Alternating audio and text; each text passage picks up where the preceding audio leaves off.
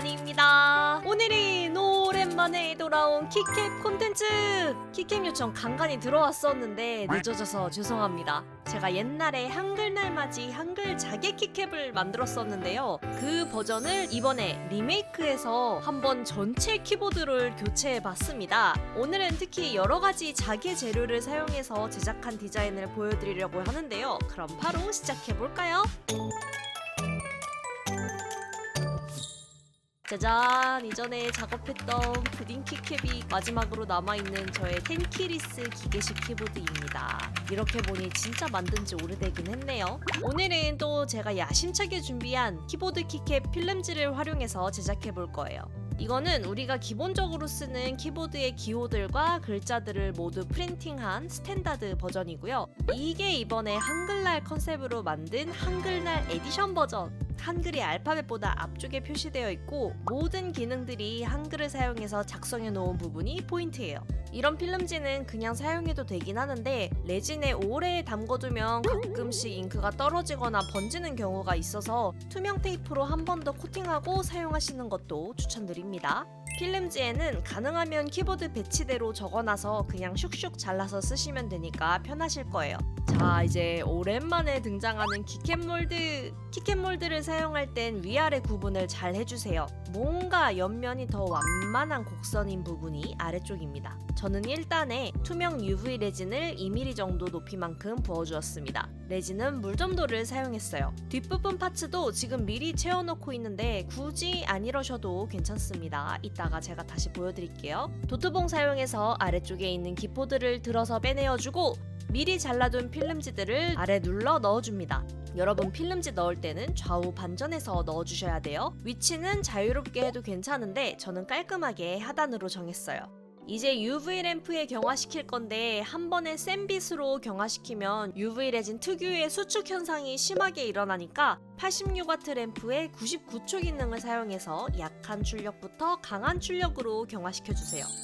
그리고 등장하는 첫 자개 재료! 파스텔톤의 판자개 조각 파츠입니다. 이전에 작업했었던 한글 자개 키캡도 이걸로 만들었었어요. UV 레진을 한 1mm 정도 부어주고 자유롭게 판자개들을 얼기설기 모자이크 느낌으로 키캡 안쪽을 채워주었습니다. 이번엔 이 판자개 뒷배경을 까만색으로 넣어서 조금 더 한국의 자개장 같은 스타일로 한번 해보려고요. 이 판자개들은 기본적으로 색감이 파스텔톤이라서 굳이 색깔을 한두 개로 통일 안 해줘도 튀지 않고 예쁜 게 장점입니다. 은근 이 조각들로 작은 키캡들을 채우는 재미가 있어요. 아기자기하게 다 막아주었으면 마찬가지로 또 낮은 출력에서 높은 출력으로 UV 램프의 1분 경화! 이제 배경만 채워주면 됩니다. 저번에는 그냥 투명으로 만들었었는데 이번엔 아까 말했듯이 자개장 느낌으로 까만 배경에 만들어 볼게요. 키캡의 끝 약 1mm 정도만 남기고 레진을 다 채워줍니다. 저는 위에 올라온 기포를 빠르게 라이터로 없애주었는데 라이터를 오래 쓰면 레진에 실리콘 몰드가 붙어버릴 수 있으니까 주의해주세요. 자, 이제 부품 몰드를 위에 덮어주면 되는데 키캡 만들기 영상을 처음 보시는 분들을 위한 팁을 잠깐 보여드리자면 부품 파츠는 구멍이 굉장히 작기 때문에 레진을 잘 채워주지 않으면 안에 구멍이 생겨서 키캡 고정이 잘 안되게 만들어집니다. 그래서 물점도 레진으로 한 방울 한 방울씩 한쪽 부분에만 톡톡 떨어뜨려서 천천히 구멍에 레진이 다 스스로 스며들게 해주시는 걸 추천드려요. 구멍에 레진이 다 채워졌으면 이제 몰드에 얹어주세요. 여기서 제가 늘 하는 말 있죠? 첫 번째, 레진이 부족한 것보단 넘치는 게 낫다. 두 번째, 부품 위치를 정확하게 정사각형 가운데에 배치해 주셔야지만 정상적으로 키캡이 완성됩니다. 이게 제일 어려운 부분이에요. 자, 이제 UV 램프에 몰드 앞뒤로 2분씩 구워주면 완성입니다. 혹시 이렇게 타령하다가 아직 레진이 말랑한 것 같다 하면은 램프에 좀 더 구워주세요. 짜라란! 와, 제가 예상한 것보다 더 묘하고 고급진 느낌으로 나왔어요. 확실히 까만 배경에 하니까 조금 더 전통적인 느낌이 나서 제 마음에 쏙 들었습니다. 이 까만 키캡들은 키보드의 가장 아래에 두 줄을 장식해 줄 거라서 해당 위치의 키캡 몰드들인 4번 몰드와 5번 몰드만 사용해서 전 키캡들을 제작해 주었습니다. 개인적으로는 저번 투명보다 이 까만색 배경 버전이 더 마음에 드는데 여러분은 어떠신가요?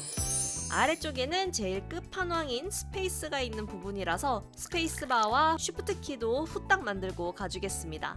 똑같이 투명 레이어 1단 저출력부터 고출력으로 경화시켜주시고 두 번째 단에 판자기의 큰 면적 위주로 모자이크 쇽쇽 진행해주고 마지막에 까만색 배경의 부품 파츠도 준비해주겠습니다.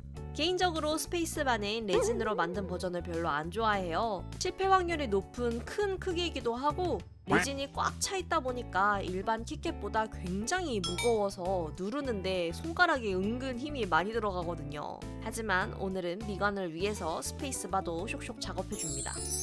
타령해주면 짠! 빛에 따라 은은하게 빛나는 자개가 확실히 키캡의 크기가 커지니까 더 빛을 발하는 느낌이에요. 다음은 두 번째 라인과 세 번째 라인으로 넘어가겠습니다.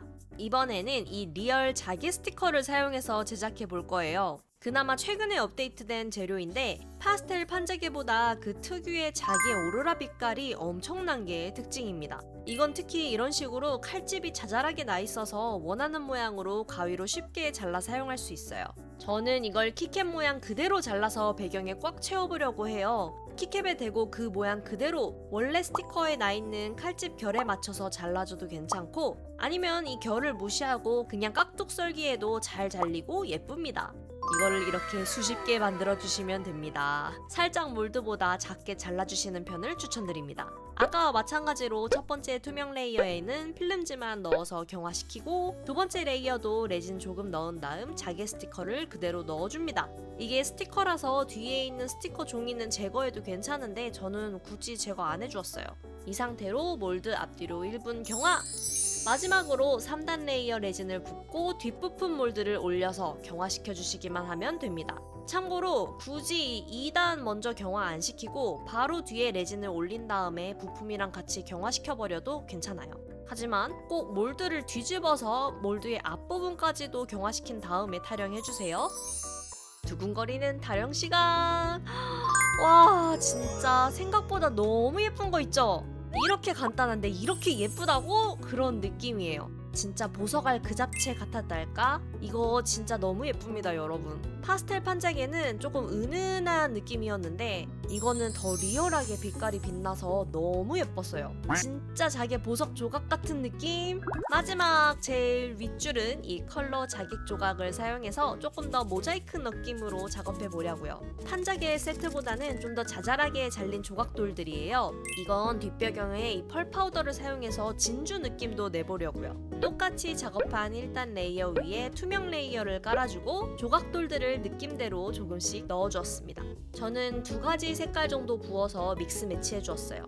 이 조각돌 버전으로 작업할 때 주의사항은 자칫하다가는 조각돌의 크기 때문에 2단을 경화시키고 3단 작업을 할 경우에 뒷부품 파츠가 안 들어갈 수도 있다는 부분입니다. 그래서 저는 이 자개 조각돌을 사용할 때는 2단을 바로 경화시키지 않고 바로 3단 작업을 해요. 화이트 펄 파우더를 넣은 UV 레진을 잘 섞어서 바로 키캡 몰드 끝까지 채워줍니다. 오묘한 컬러감이 진짜 진주 같아서 마음에 쏙 들었어요.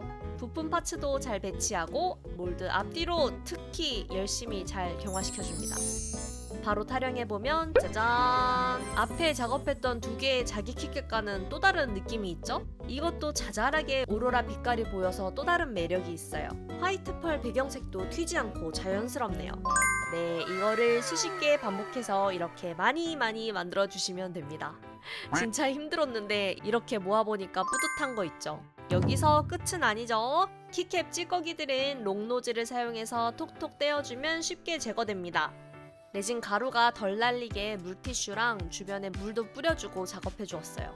간혹 날카롭고 깔끔하지 않게 떨어진 부분들은 사포질로 마감해주시기만 하면 이 자개 빛깔 너무 영롱해서 보기만 해도 배불러지는 자개 키캡들 준비 완료입니다. 자, 그럼 이제 키캡 교체만 남아 있습니다. 이 키캡 제거기를 사용해서 키캡들을 모두 제거해 줄게요. 참고로 이 키캡 몰드로 작업한 키캡들은 이렇게 키캡의 연결 부위가 십자 모양인 기계식 키보드에만 호환되니까 꼭 참고해주세요. 그리고 아무래도 기성품 키캡들보다는 조금 헐렁하다라고 느껴지는 게 정상입니다. 자, 키보드 위치에 하나하나 키캡을 맞게 꽂아주세요. 까만 색들이랑 그 다음은 자개 스티커로 작업한 칸이랑 마지막 자개 조각돌 버전까지 잘 꽂아주면 한글 자개 키보드 완성입니다.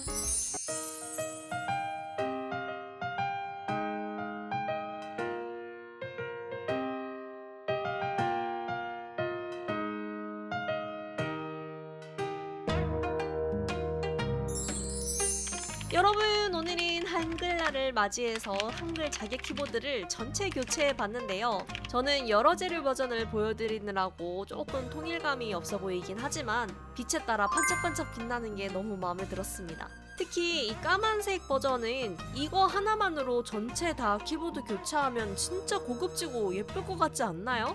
이 자개 스티커나 자개 도각돌 버전은 꼭 전체 키캡이 아니라 포인트 키캡으로 몇 개만 교체해도 유니크하고 예쁠 것 같아요. 여러분은 어떤 재료를 사용한 버전이 가장 마음에 드시는지도 궁금한데요. 댓글로 많이 남겨주세요. 저는 그럼 다음에 더 재밌는 영상으로 돌아오겠습니다. 다음에 다시 만나요. 안녕.